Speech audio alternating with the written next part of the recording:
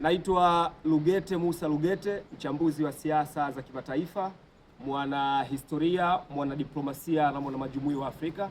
Jana bunge la Umoja wa Ulaya lilitoa mashindikizo kwa serikali ya Tanzania kumwachia huru ndugu mheshimiwa Tundu Antipas Mugwai Lissu, mwenyekiti wa Chama cha Demokrasia na Maendeleo, kutokana na makosa yake ya uhaini na uchochezi kwa serikali ya Jamhuri ya Muungano wa Tanzania. Kimsingi hoja walioitoa Umoja wa Ulaya, bunge la Umoja wa Ulaya, haina mashiko kwa sababu Tanzania ni nchi huru yenye misingi ya kidiplomasia na sera zake za mambo ya nje za Tanzania hazipaswi kuingiliwa na taifa lolote. Kama ilivyo sisi wa Tanzania hatupaswi kuingilia maamuzi ya Umoja wa Ulaya, iweje Umoja wa Ulaya waingilie maamuzi ya serikali ya Tanzania?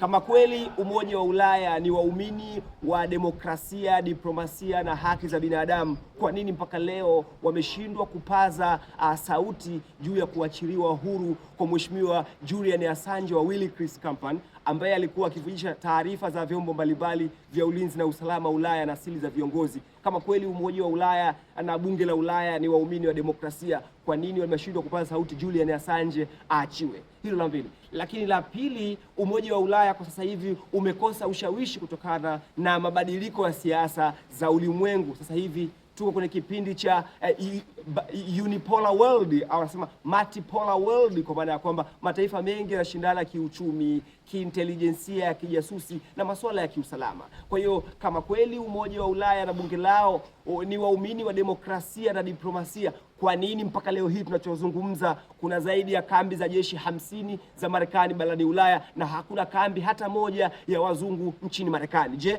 huu si kukumbatia ukoloni mambo leo? Ukija kuangalia nchi kama Uingereza, Ufaransa, Hispania na nchi zingine, kuna zaidi ya wanajeshi 200,000 kutoka Marekani ambao wanazinda hizo nchi. Kama kweli Umoja wa Ulaya ni waumini wa demokrasia na uhuru, kwa nini wasipaze sauti ili Marekani kuondoa majeshi yake barani Ulaya? Hatuwezi kama Tanzania kupangiwa namna ya kuendesha nchi yetu na mataifa ya Ulaya. Sisi ni nchi huru, tunasimamia misingi yetu ya katiba na sheria zetu, na mtu yeyote anayeenda kinyume na katiba ni lazima ashughulikiwe kikatiba bila kuangalia umri wake, jinsia yake, dini yake, kabila lake na ushawishi wake wa ndani na nje. Na huo ndo msingi wa uzalendo na utaifa, kwa sababu taifa lolote lazima lijengwe katika misingi ya vyombo imara vya ulinzi na usalama ambapo viko tayari kulinda maslahi ya nchi usiku na mchana. Mimi kama mwana majumui wa Afrika, mwana historia na mwana diplomasia, kwa kweli napinga kindaki matamko ya wa bunge la Umoja wa Ulaya juu ya kuachiliwa huru Tundu Lissu. Ziacheni mahakama zetu za Tanzania zifanye kazi yake.